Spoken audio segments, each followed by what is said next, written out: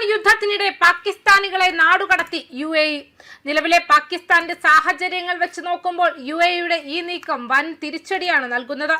US Iran യുദ്ധം, അബുദാബിയും ഇസ്ലാമാബാദും തമ്മിലുള്ള വിള്ളൽ വീഴുന്ന ബന്ധം, ഷിയ ജനസംഖ്യയെക്കുറിച്ചുള്ള ആഴത്തിലുള്ള അറബ് ഭ്രാന്ത് എന്നിവയുൾപ്പെടെയുള്ള പ്രാദേശിക സംഘർഷങ്ങളുടെ മിശ്രിതത്തിൽ കുടുങ്ങിയ പാകിസ്ഥാനി ഷിയകളാണ് ഇപ്പോൾ കടുത്ത തിരിച്ചടി നേരിടുന്നത്.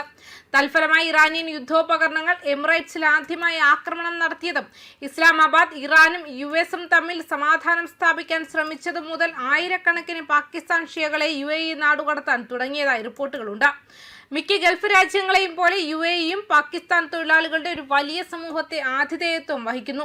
അസോസിയേഷൻ ഓഫ് ഓവർസീസ് പാകിസ്ഥാനുകളുടെ കണക്കുകൾ പ്രകാരം 1.8 ദശലക്ഷത്തിലധികം പാകിസ്ഥാനികൾ UAEയിൽ താമസിക്കുകയും ജോലി ചെയ്യുകയും ചെയ്യുന്നുണ്ട്.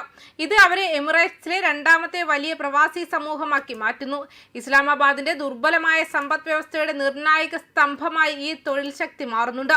കഴിഞ്ഞ വർഷം $8 ബില്യൺ വരെ സുപ്രധാന പണമയച്ചു. ഇപ്പോൾ ഈ പ്രവാസികൾ, പ്രത്യേകിച്ചും ഷിയ സമുദായത്തിൽപ്പെട്ടവർ, അബുദാബിയുടെ എതിർപ്പിന്റെ നിഴലിലാണെന്നും റിപ്പോർട്ടുകൾ പറയുന്നുണ്ട്. എത്ര പാകിസ്ഥാൻ ഷിയകളെ പുറത്താക്കിയെന്ന് കൃത്യമായി കണ്ടെത്തുന്നതിനുള്ള ഔദ്യോഗിക ഡാറ്റകളൊന്നുമില്ല. കൂടാതെ കൂട്ടത്തോടെ നാടുകടത്തൽ നടന്നിട്ടില്ലെന്ന് പാകിസ്ഥാൻ വിദേശകാര്യ മന്ത്രാലയം നിഷേധിക്കുകയും ചെയ്തു. എമിറേറ്റ്സിനുള്ളിൽ കുറ്റകൃത്യങ്ങൾ ചെയ്ത വ്യക്തികൾക്ക് മാത്രമായി അടുത്തിടെ പുറത്താക്കലുകൾ കർശനമായി പരിമിതപ്പെടുത്തിയിട്ടുണ്ടെന്നും ഷിയകളെ വ്യവസ്ഥാപിതമായി ഒറ്റപ്പെടുത്തുന്നുണ്ടോ എന്നതിനെക്കുറിച്ച് മൗനം പാലിക്കുന്നുണ്ടെന്നും മന്ത്രാലയ വക്താവ് താഹിർ അൻറാബി ന്യൂയോർക്ക് ടൈംസിനോട് വ്യക്തമാക്കി.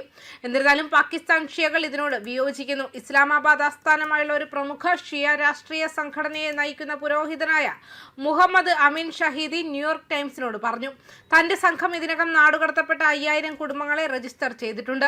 മിഡിൽ ഈസ്റ്റ് ഐയോട് സംസാരിച്ച ഷഹീദി നടപടിയുടെ യഥാർത്ഥ വ്യാപ്തി വളരെ വലുതാണെന്ന് കണക്കാക്കി. സമീപ മാസങ്ങളിൽ മാത്രം 15000 പാകിസ്ഥാൻ ഷിയകളെ വരെ നാടുകടത്തുകയോ UAEയിലേക്ക് തിരികെ പ്രവേശിക്കാൻ അനുവദിക്കാതിരിക്കുകയോ ചെയ്തിരിക്കാമെന്ന് സൂചിപ്പിക്കുന്നു.